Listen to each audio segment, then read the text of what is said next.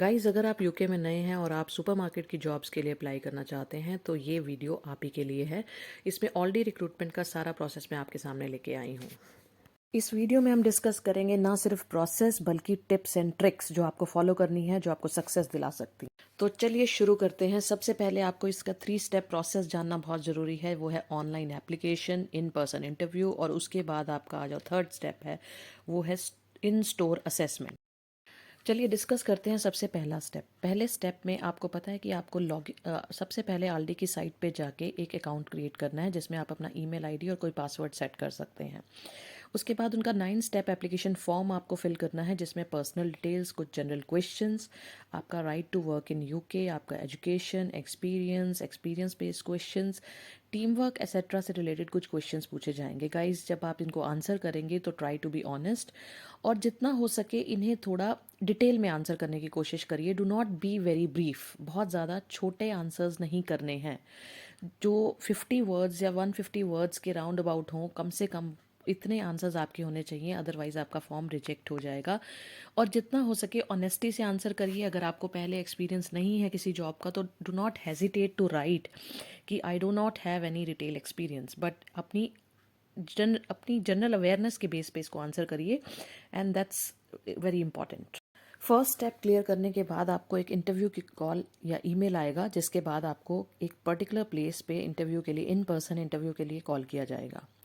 Guys, यहाँ पे मैं आपके साथ कुछ डूज एंड डोंट्स डिस्कस करूंगी और ये भी बताऊंगी कि किस तरह के क्वेश्चंस आपसे वहाँ पूछे जा सकते हैं इन पर्सन इंटरव्यू में।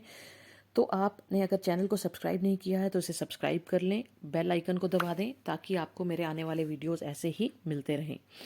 तो गाइज, सबसे पहली चीज़ जो है आपसे पूछी जाएगी वो है tell me about your self.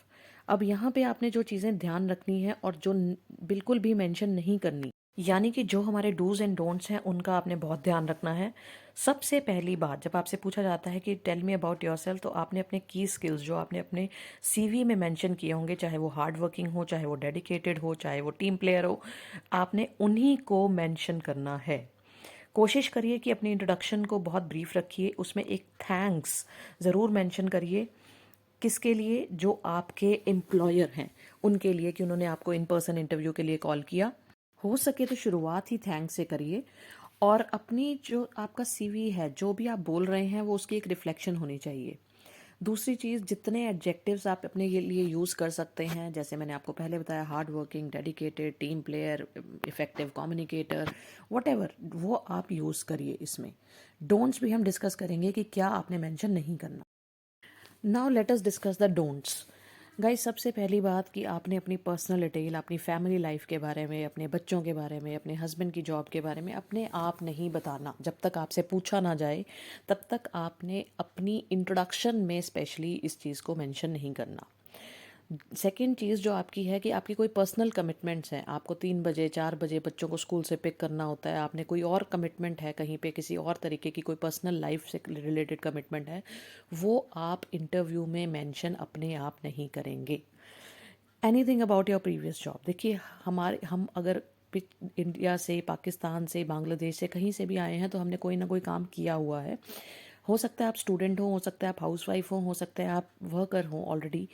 तो आपने अपनी प्रीवियस जॉब नो डाउट किसी भी सेक्टर में की हो सकती है। अगर इसी सेक्टर में, रिटेल सेक्टर में की है तो आप प्लीज़ उसके बारे में ज़रूर मेंशन करिए। लेकिन अगर वो किसी डिफरेंट सेक्टर से है तो आपने उसके बारे में कुछ भी मेंशन नहीं करना है। So keep this in your mind that you do not have to mention it. अगर वो किसी भी डिफरेंट सेक्टर से है, चाहे वो टीचिंग है, चाहे वो कोई और जॉब थी, चाहे वो किसी कंस्ट्रक्शन कंपनी में जॉब थी, आपका अगर उससे रिटेल सेक्टर से कोई लेना देना नहीं है तो आप अपने आप उसके बारे में बिल्कुल भी मेंशन मत करिए। जो लास्ट पॉइंट है कि please try to be honest with your answers. अपना इंटरेस्ट शो करिए बार बार। उन आपकी बातों से ये लगना चाहिए कि you are interested in the job.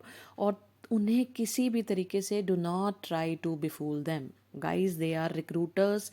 They daily they meet thousands of people और उन्हें पता चल जाता है कि कौन झूठ बोल रहा है, कौन सच बोल रहा है, कौन प्रिटेंड कर रहा है और कौन कमिटेड है।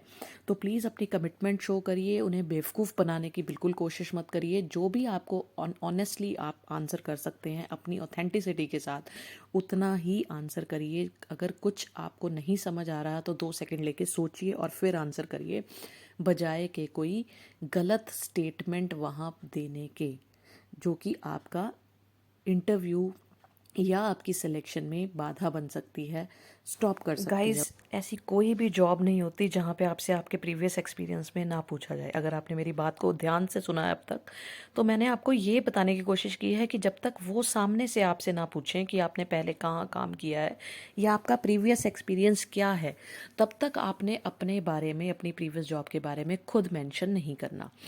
गाइस, इसके पीछे भी एक रीज़न है, वो मैं आपको बाद में बताऊंगी। पहले आपसे प्रीवियस एक्सपीरियंस के बारे में जब पूछा जाता है तो आपने कैसे आंसर करना है, क्या आंसर करना है, वो मैं आपके साथ डिस्कस करती हूँ। सबसे पहले तो हमेशा की तरह बी ऑनेस्ट। अपनी जो भी जॉब थी आपकी, किसी भी फील्ड से रिलेटेड थी, उसको ऑनेस्टली बताइए कि मैंने इस जगह पे ऐसे काम किया है। अपनी अचीवमेंट्स वहाँ पे एक दो ज़रूर बताइए और कोशिश करिए कि कहीं ना कहीं आप अपनी प्रीवियस जॉब और प्रेजेंट जॉब को लिंक कर सकें। अपना इंटरेस्ट यानी कि प्रेजेंट रोल में आप, हो सकता है जैसे मैंने आपको कहा कि टीचिंग, अब टीचिंग और रिटेल सेक्टर दोनों बहुत ही एंटायरली डिफरेंट है, कंट्रास्टिंग है। लेकिन अगर आप कहें कि I have been in link with many parents, वहाँ पे मैं बहुत सारे पेरेंट्स को डील करती थी या मैं बहुत सारे लोगों से मिलती थी और वहाँ पे उन लोगों की प्रॉब्लम मैंने सॉल्व की हैं, तो कहीं ना कहीं ये चीज़ आपके एम्प्लॉयर के माइंड में रहेगी। गाइज, नेक्स्ट क्वेश्चन आता है कि वाई स्पेसिफिकली ऑलडी, आपने ऑलडी क्यों चुना अपनी जॉब के लिए, राइट? तो देखिए, वैसे तो ये एक स्टूपिड सा क्वेश्चन है कि आपने जॉब एडवर्टाइज की, मुझे जॉब की ज़रूरत है और मैं अप्लाई कर रहा हूँ या कर रही हूँ, बट यहाँ पे हम ऐसा नहीं बोल सकते। तो हमें एम्प्लॉयर को बताना है कि जो भी आप अच्छा बोल सकते हैं उस इंस्टीट्यूट के बारे में, कंपनी के बारे में, आप ज़रूर बोलिए।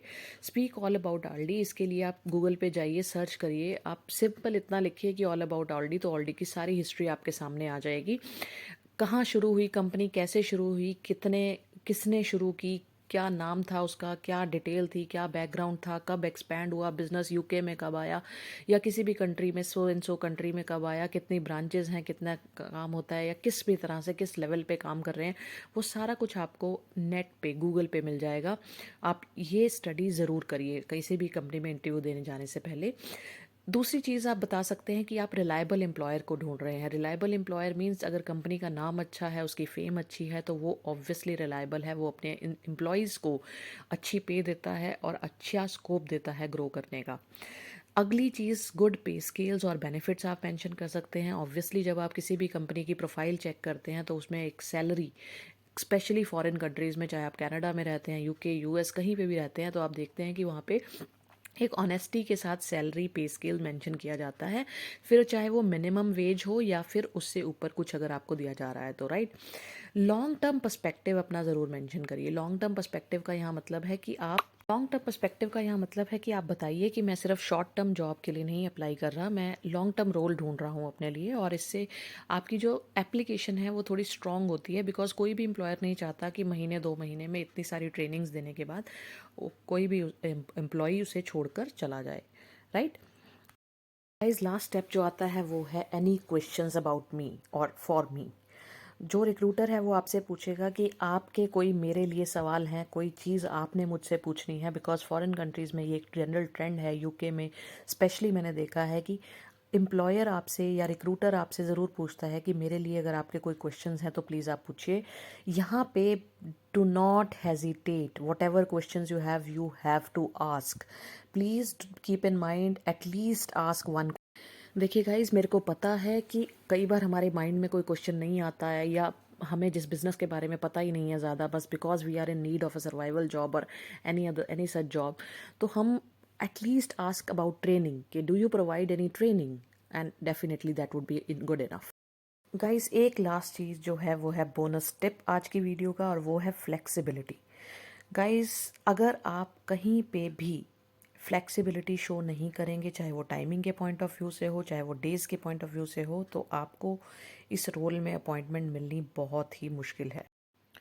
Don't try to fake, but जो भी डेज़ आप उन्हें मेंशन कर रहे हैं, जो भी बता रहे हैं कि मैं इस दिन अवेलेबल हूँ जॉब के लिए, उसके अंदर आपको पूरी फ्लेक्सिबिलिटी मेंशन करनी पड़ेगी। बिकॉज़ आप ऐसा नहीं कह सकते कि मैं सिर्फ़ 9 से 2 बजे तक अवेलेबल या मैं सिर्फ़ 5 से 7 बजे तक अवेलेबल हूँ। तो गाइज़, जो भी डेज़ आप सेलेक्ट कर रहे हैं, जो भी अपने वर्क और वर्क लाइफ बैलेंस को मेंटेन करते हुए जो भी डेज़ के लिए आपने अप्लाई किया है, वो ऑलरेडी आपसे ऑनलाइन एप्लीकेशन में भी पूछते हैं। बट स्टिल आपकी रिस्पॉन्सिबिलिटी है यहाँ पे कि आप अपनी फ्लेक्सिबिलिटी ज़रूर मेंशन करें। वो आपसे पूछेंगे और आपने बड़ा ऑनेस्टली आंसर करना है। लेकिन अगर आप पूरी फ्लेक्सिबिलिटी शो नहीं करते किसी भी पॉइंट पे, तो वो आपको सेलेक्ट नहीं करें। तो be flexible. Specially supermarket jobs में रोटाज होते हैं, उन्होंने अपने टाइमिंग के अकॉर्डिंग आपको टाइम दिया जाएगा, सेट किया जाएगा आपका time. Every month rotas change होते हैं। तो be flexible if you can be. अगर आप नहीं हो सकते flexible, then please do not fake. कोई झूठी कमिटमेंट मत करिए और क्लियरली अपनी सिचुएशन प्रेजेंट करिए। क्या फ्लेक्सिबिलिटी शो करने पर आपको जॉब मिल जाएगी? इन स्टोर असेसमेंट में क्या होगा? क्या वो सिर्फ एक फॉर्मेलिटी है जिसमें आपको सारा स्टोर के बारे में बताया जाएगा, या वो भी एक इंटरव्यू का पार्ट है? सिलेक्शन किस पे डिपेंडेंट है? ये सारे क्वेश्चंस मैं आपको नेक्स्ट वीडियो में अपने बताऊंगी। हमारा वीडियो थोड़ा लंबा हो गया है, इसलिए जो लास्ट पार्ट है वीडियो का, इन स्टोर असेसमेंट में क्या होगा, वो मैं आपको नेक्स्ट वीडियो के थ्रू बताऊंगी। अगर वीडियो पसंद आया तो प्लीज़ इसे लाइक करिए, सब्सक्राइब करिए चैनल को, और मुझे मोटिवेशन मिलेगी इस चीज़ से, और अच्छा काम मैं करके प्रेजेंट करूंगी आपके सामने। गाइस, अगर आप चाहते हैं कि एक मॉडल आंसर्स, तो वो भी मुझे बताइए। मैं कोशिश करूंगी कि जितने भी क्वेश्चंस मैंने कवर किए हैं उनके मॉडल आंसर्स भी इंग्लिश में किस तरीके से प्रेजेंट करने हैं, किस तरीके से देने हैं, वो भी मैं आपके सामने एक वीडियो के फॉर्म में लेके आऊँ। So bye for now and see you again in my next video.